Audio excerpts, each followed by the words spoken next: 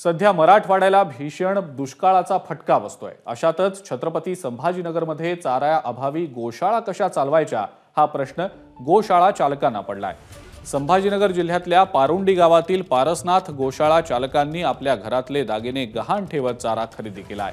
तसंच आता केवळ 2 दिवस पुरेल इतका चारा शिल्लक असल्याने त्यांनी गोशाळांना चारा देण्याचं आवाहन केलंय।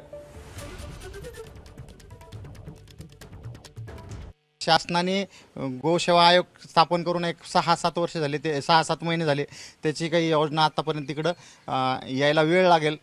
शासनाकडे प्रस्ताव 2 वेळेस आपण अनुदानासाठी केला, पण आपल्याला शासनाचे आणि शासकीय योजनेतून आपल्या गोशाळेला आजपर्यंत 1 रुपयाची आर्थिक मदत नाही आणि कुठल्याही वस्तू स्वरूपात मदत नाही। माझी आपल्या माध्यमातून समाजाला विनंती आहे की आपण या पारसनाथ गोशाळेतील गोमातेला पोटभर चारा मिळण्यासाठी आपण चाऱ्याच्या स्वरूपात मदत करावी। एबीपी माझा, उघडा डोळे बघा नीट।